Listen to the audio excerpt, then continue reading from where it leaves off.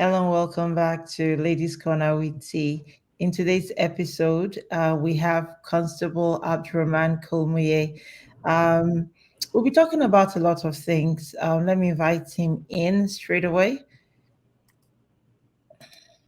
Good morning, Abdirahman. How are you today? Good morning, T. I'm doing good. Yeah, thanks for having me on today's show. I didn't really introduce you as anything because I know you do many things. One of the hats you wear is you work with the Edmonton Police Service. You're also an extremely good cook, you tell me. How do we introduce you to the world? yeah, yeah, you're right. I am a constable within the Edmonton Police Service, and I do have many hats. I do work within the community as well here in Edmonton, and I do some content creation in terms of cooking. I've taken a bit of a pause on it, but I do have an Instagram page and etc. Where I just make recipes and highlight some of the stuff that I make. So it's more of a hobby than anything.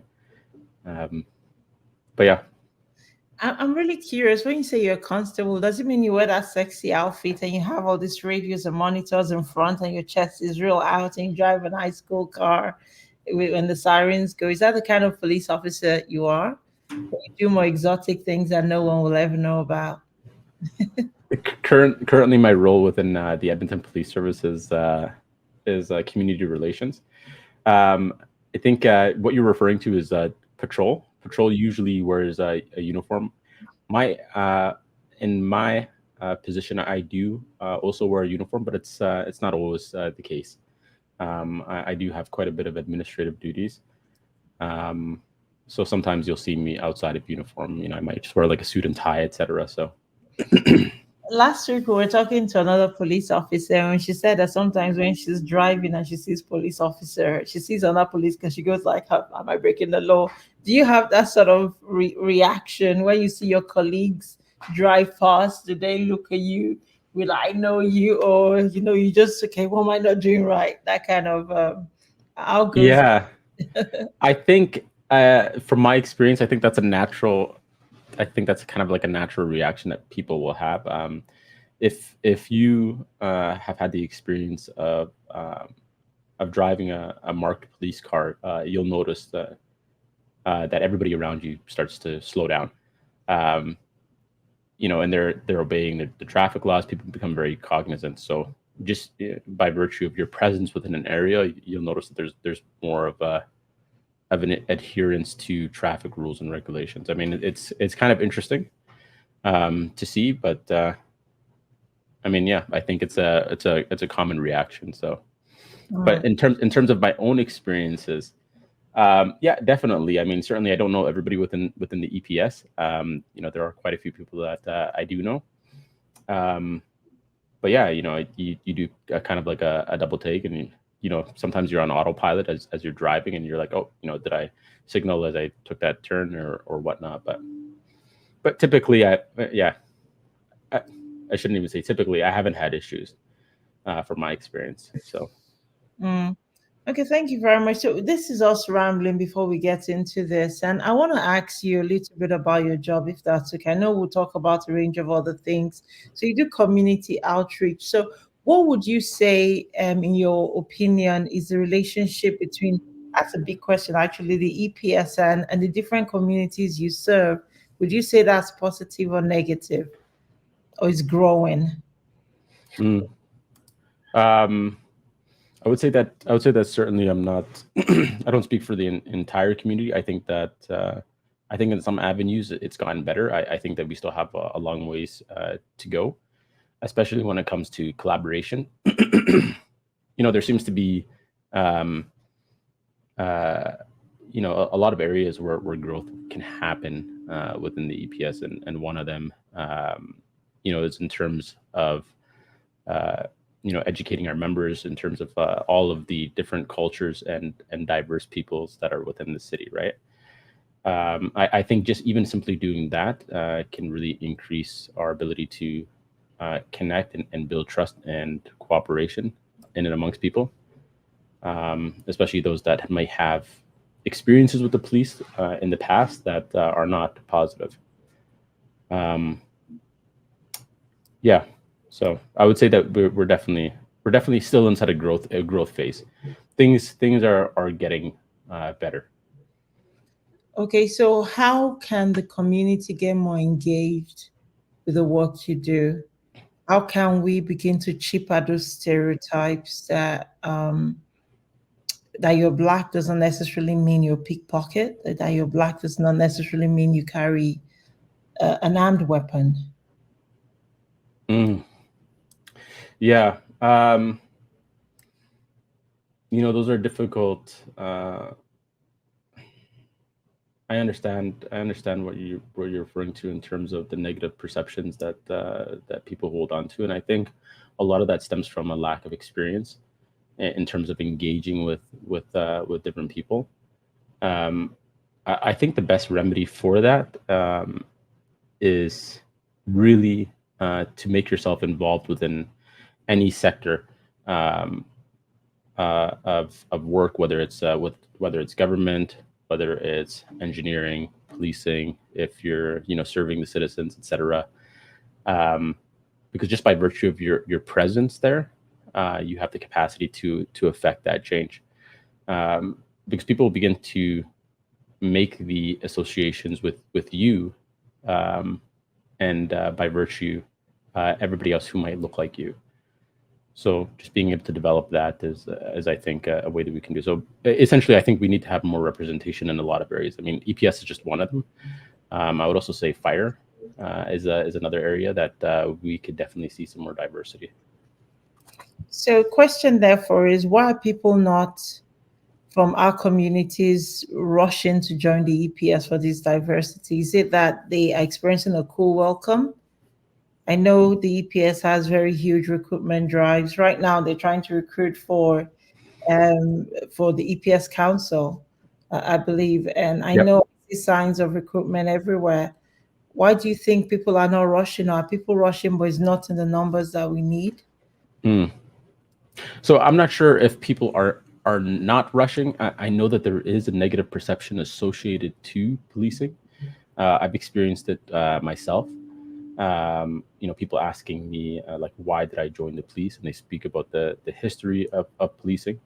I think a first good starting point when it comes to policing is being transparent in regards to the concerns that are brought up by community as it relates to policing, and in terms of actually being able to bring in those people. I think we really need to have genuine discussions, and an analysis as to like why this is happening. So an example would be like the current matrix that's used in terms of selecting applicants. Is that matrix applicable to people who have a wide range of diverse experiences?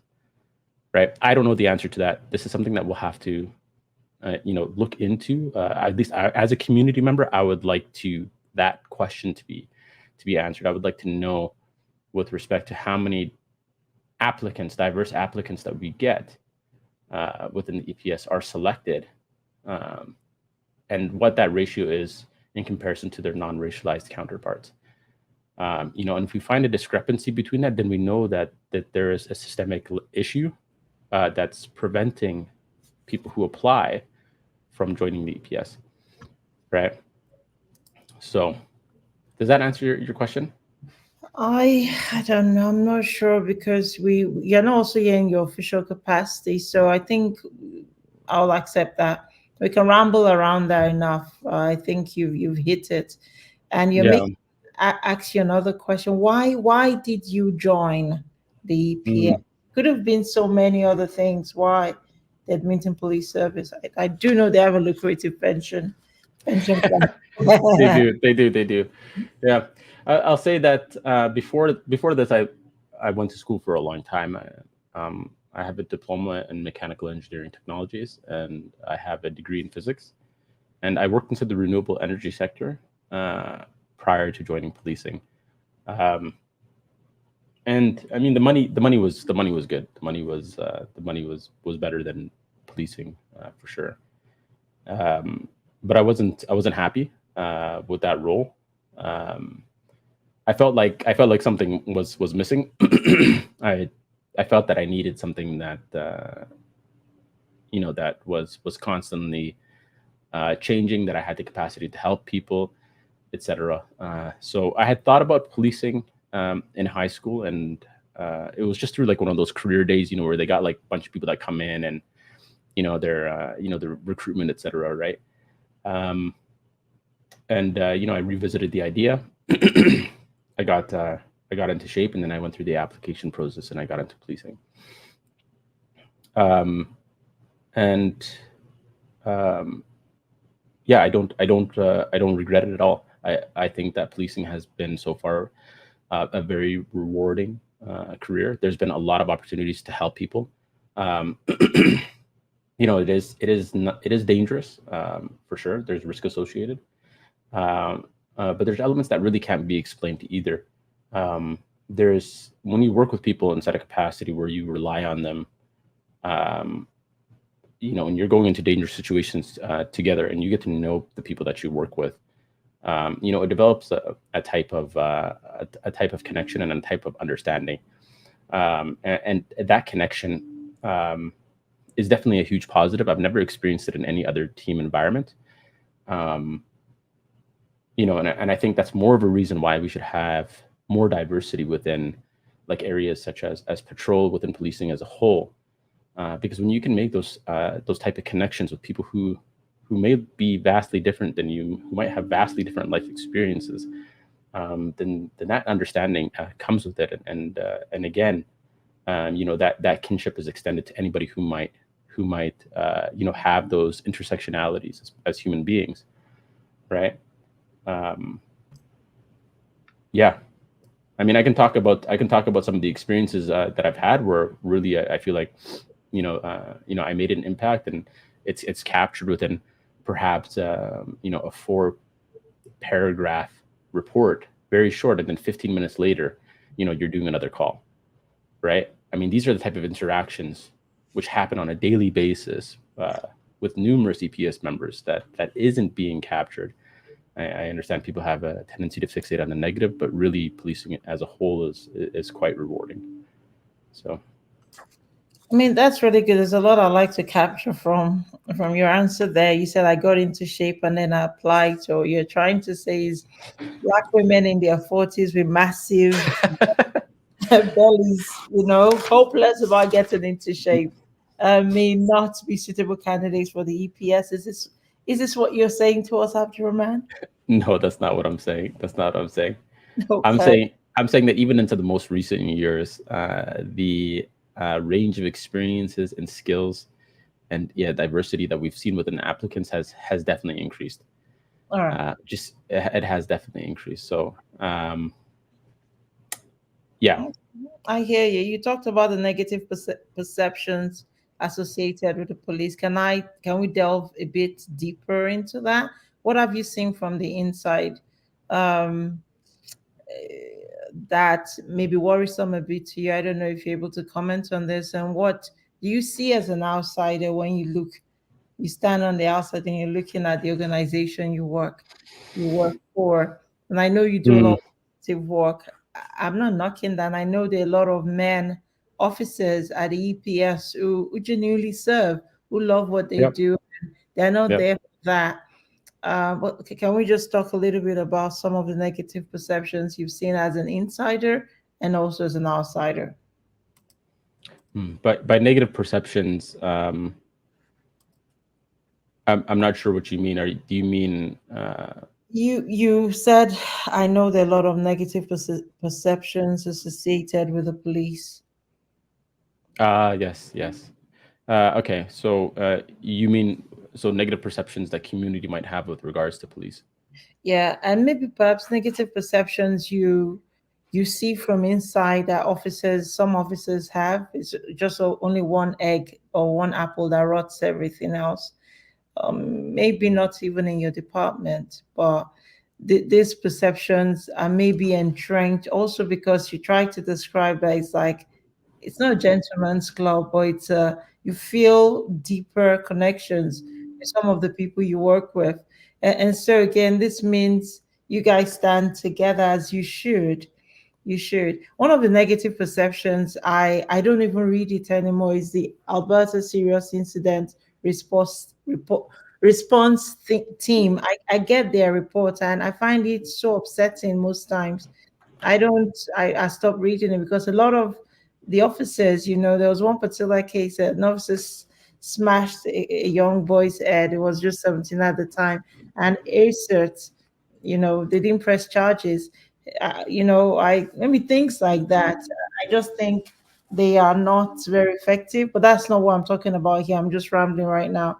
So back to the question, is wondering maybe negative perceptions from the community you may have witnessed.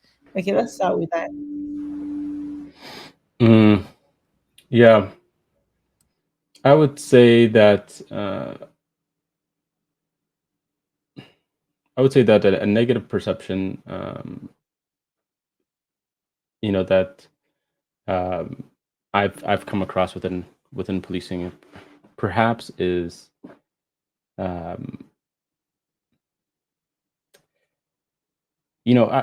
not all squads, especially within patrol, are equal.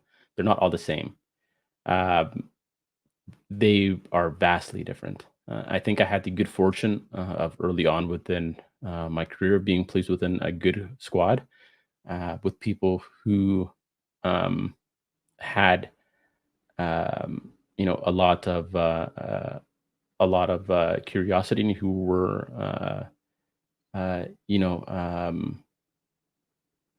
very different in the way that they engage. So it was kind of like a good mix of skill sets.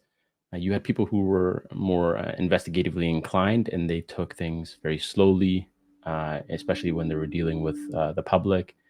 They tended to ask a lot of questions, and there were people who had a lot of skill sets when it came to, and this is not a forte of mine, but they had a lot of intuition and experiences that helped lead and kind of begin some of the more bigger investigations.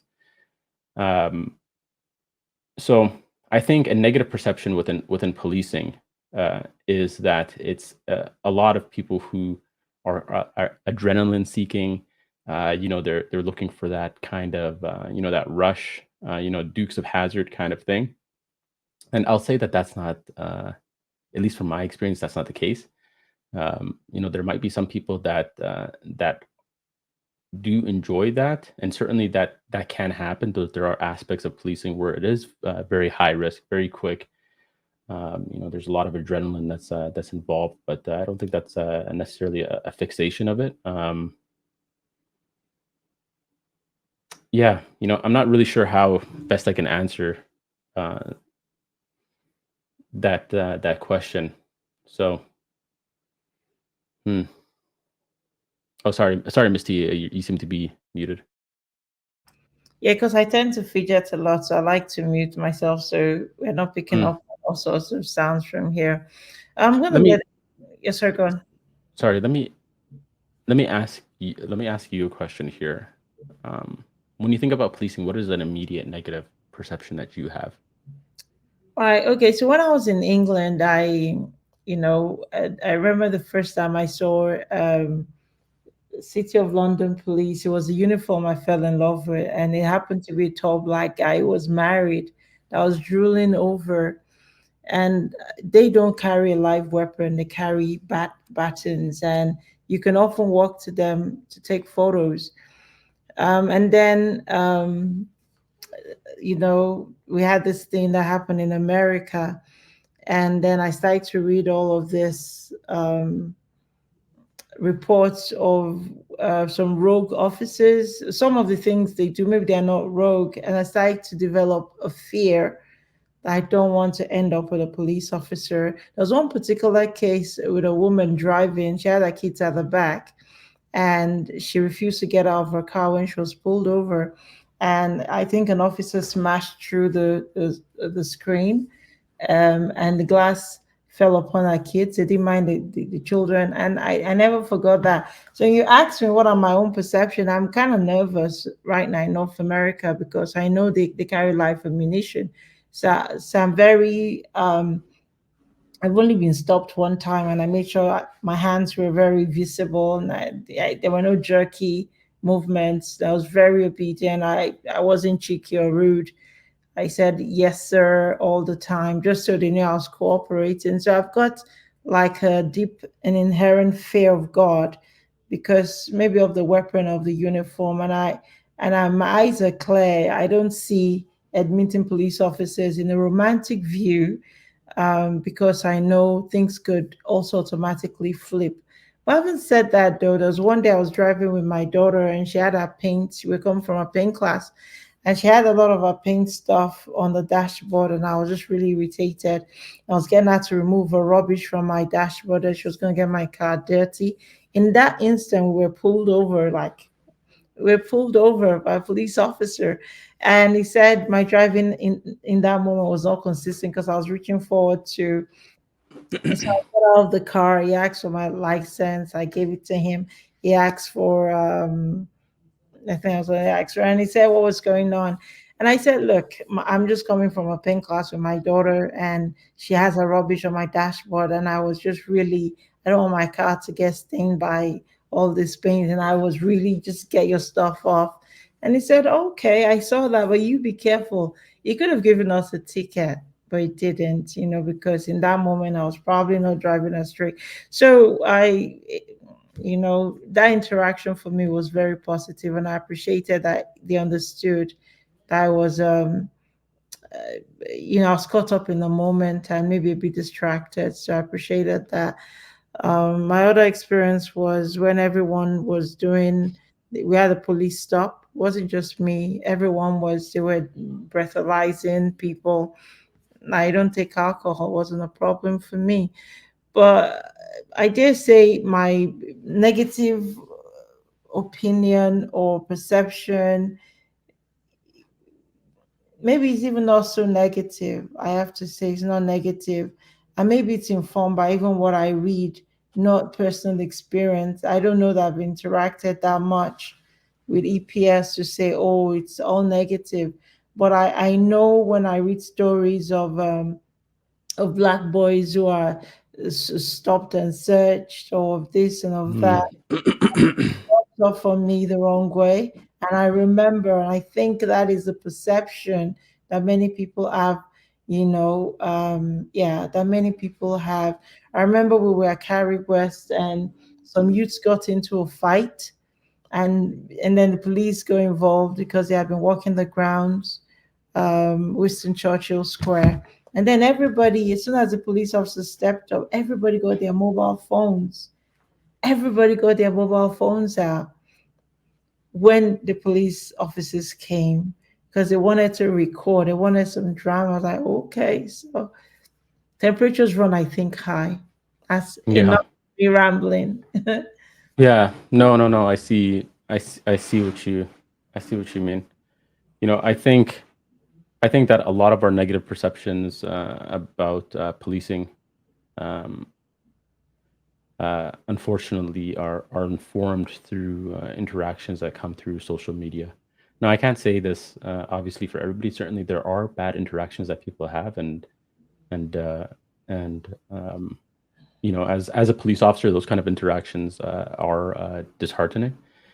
Um, but when it comes to uh, the continuation of these negative perceptions, um, when you engage in a genuine dialogue with somebody, it reinforces that understanding. And just like inside your example there, when the officer asked you the question and kind of explained why he was pulling you over, etc., it was a desire to understand what the situation was, right?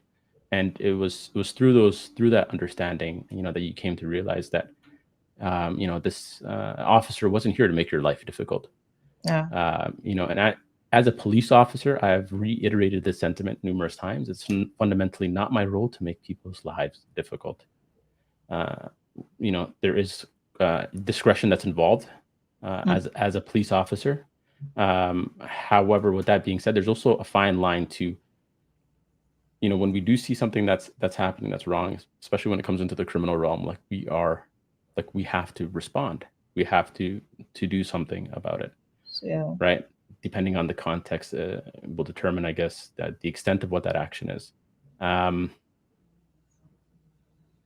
no, I mean, I think that also on the flip side, as a police officer, a lot of our perceptions and biases are rooted inside of our own experiences, and it can definitely push you to perceive things in ways that might not be like a representation of what the truth is.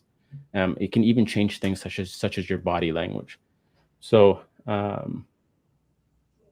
if you go into a certain area, for example, and the certain area seems to have, for whatever reason, a high level of events, sometimes serious events, you going into that area, you might have this kind of natural kind of reflex where you're a little bit on edge, right? The problem is when we as police officers fail to recognize that that's a reaction that we're having, and then we're not able to mediate or to change how our response is, right? So again, this comes back to having a genuine understanding, and engaging in dialogue.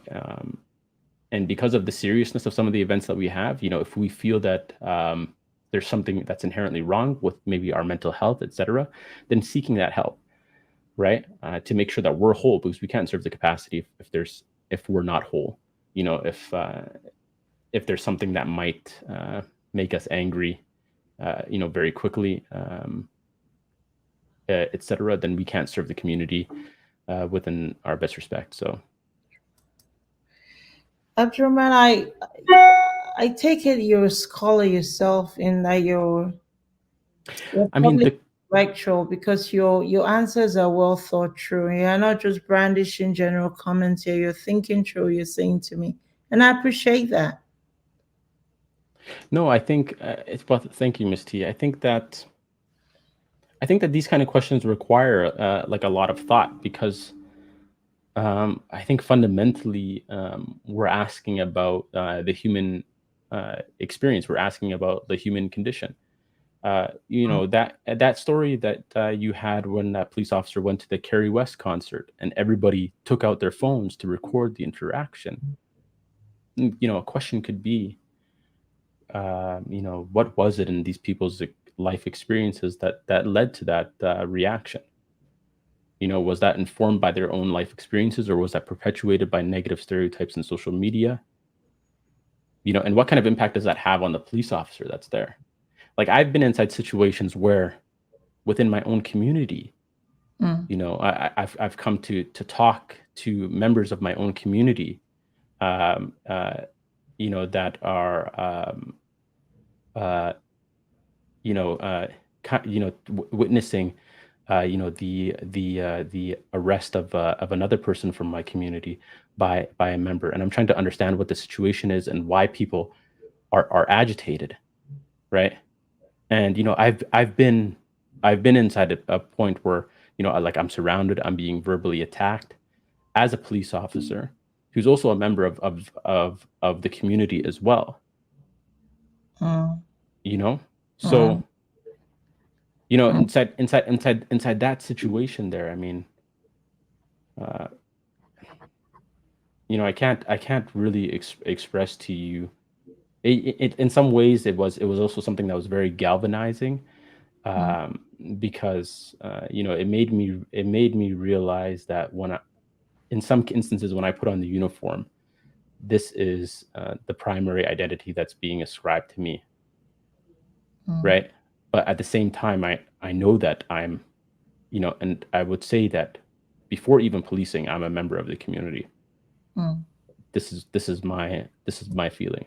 So then how do I get past that? And so how am I able to connect with people?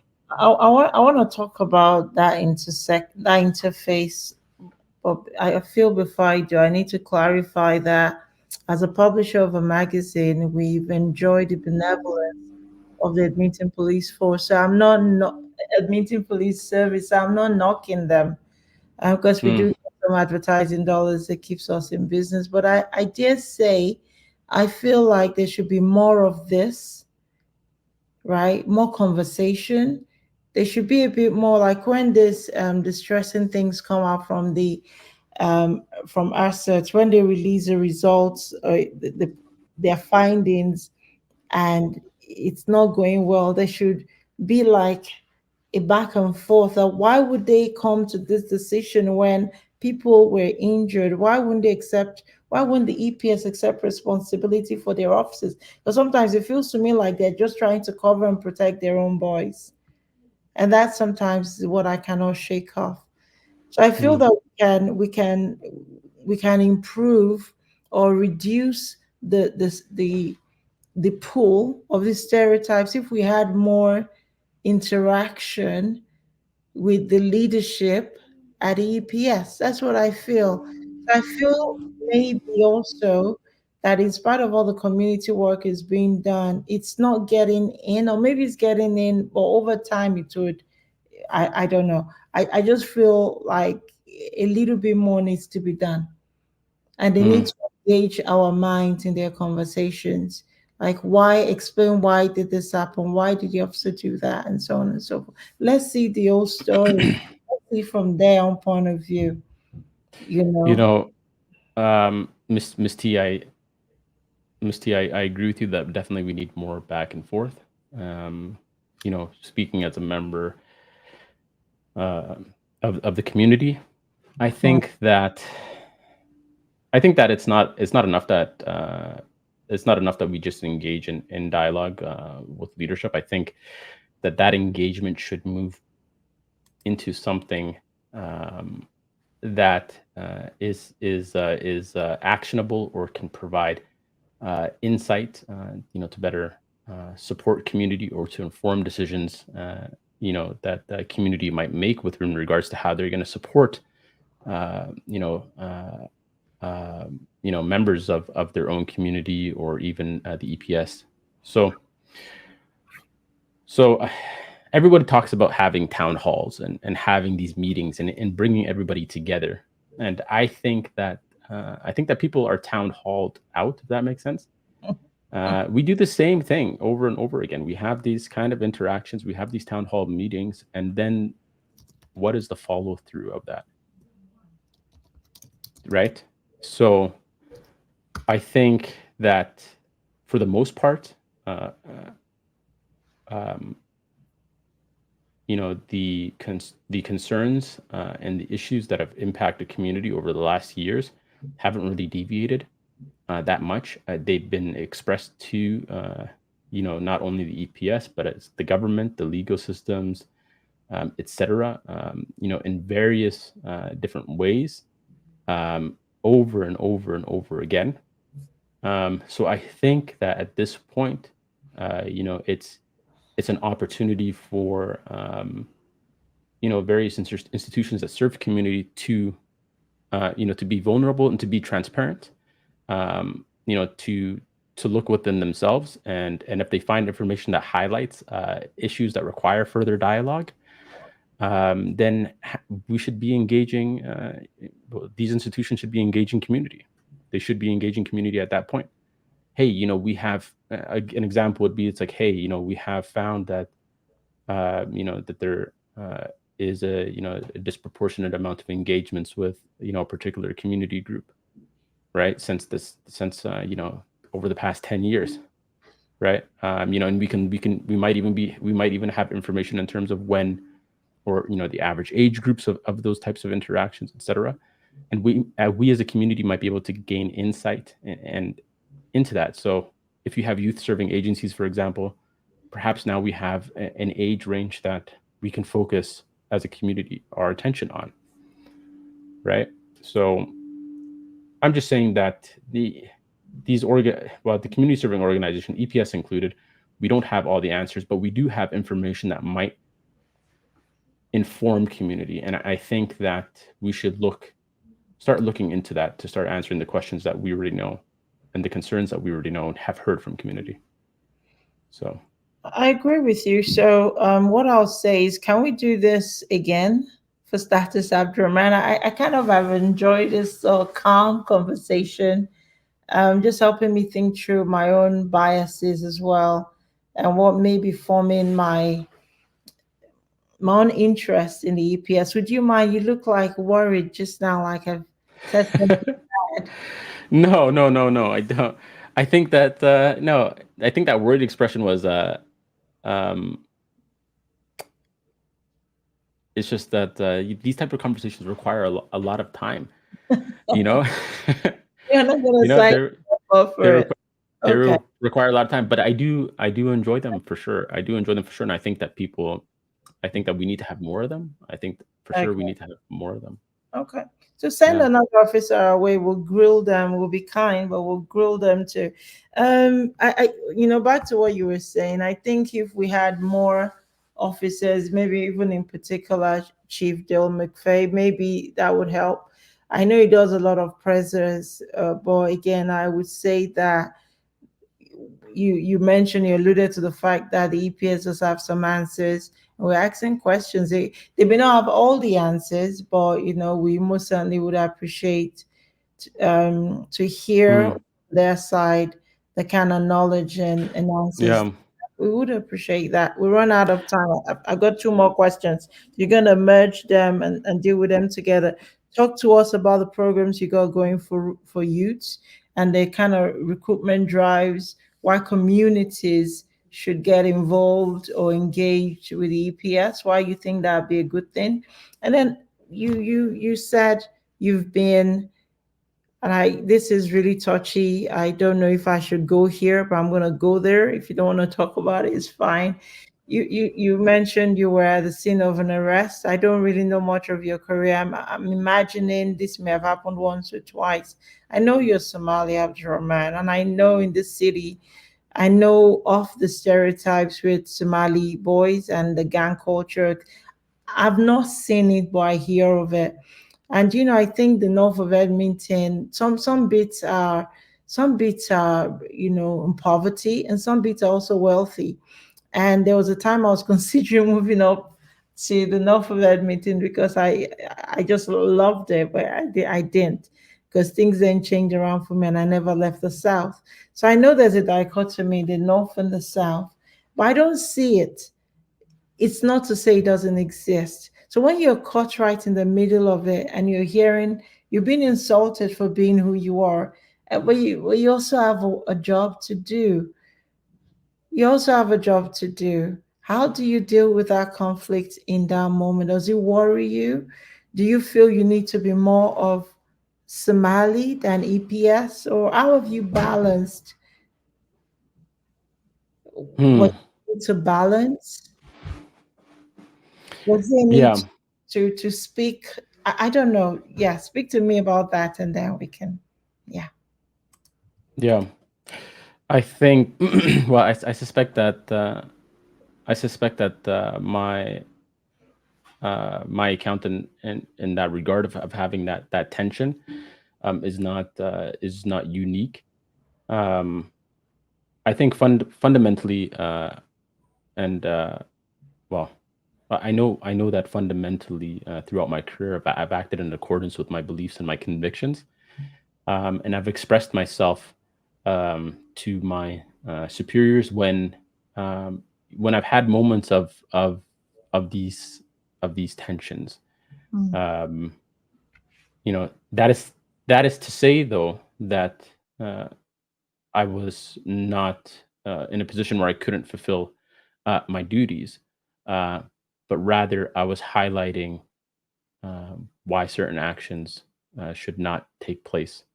And I can't really go too far into detail with that, but in short, um, I've I've never really felt um, that I had to choose one side or the other. I think that that's a common trap that people fall into. that you can't be in support of a particular policies, or ideas or actions that are being proposed. For example, if we talk about following the murder of George Floyd and some of the proposals that was coming out there, if you look as a rational human being, if you look at both arguments that are being made and some issues revolving around policing, there is a reality that as a community serving agency, there's areas for growth and support, right? And uh, some people fall into the trap that you can't be in agreement with some policies or ideas in one area and still be in support of policing as a whole, right? I mean, it's not the world really isn't that binary. So in that moment, and I still believe this. I still believe that the capacity that I'm in right now, it's and engaging with community and trying to engage as a police officer to community, but also as a community member to the police, um, is the best capacity that I can have as a community member. So no, that thought never crossed my mind. Uh, like as a police officer, I still in respect have that, but I know that if something is not in accordance with my beliefs or convictions, that I will speak up. So You alluded to moments of tension there, and I kind of appreciate how thoughtfully you've shown us, hmm it's a what happened difficult inside. Yeah, sorry, go on. it's a difficult thing. I mean, the recent thing that I can think of right now is the conflict that's revolving around Palestine and Israel.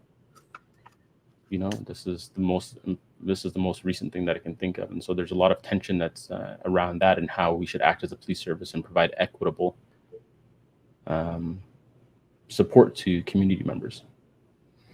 So that's the most recent thing that I can think of. So I What mean, I would think it's hey. sorry, go on.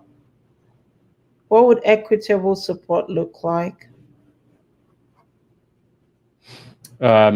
Equitable support. What I mean by that is acknowledging and supporting all areas uh, within the community and ensuring that we're able to do that. So We've really run out of time, Abdurrahman. I doubt if you'll come back to this show. But before you go, I know there are programs and recruitment. Is there any part of it you like yeah. So to touch? Yeah. within my area, we have the police and youth engagement program, and right now it's a program within the EPS that is supporting existing youth serving organizations. So what we're hoping to do is go out there and whether it's providing presentations to community groups, doing demos is another example, or providing guest speakers, and even engaging in events like community cleanups, etc. Um, this is kind of this. Well, this is how we've moved this police and youth engagement program. And in terms of recruiting, I'm not the best person to talk about with that. It's a peripheral consequence of the type of engagements that I do, but it's not really the main focus. So with that being said, though, I mean, like I've had um, now probably a dozen people, young folks come up to me who've expressed their interest within policing, and I meet up with them for coffee, etc. So talk to them about the application process. Right. Okay. Constable Abdirahman Kulmiye, you are a public intellectual. You work for the EPS. You're not here in your official capacity. You've given me more questions to think about. You've, I think, opened my mind to inner workings of an EPS insider, of an EPS staff. And I want to say thank you for spending some of your time today exploring the impact of the work you do. And I thank you for taking your time to think through the questions. In my head, I feel like I'm rambling, but you've engaged with me thoughtfully, and I appreciate that. So thank you very much for your time.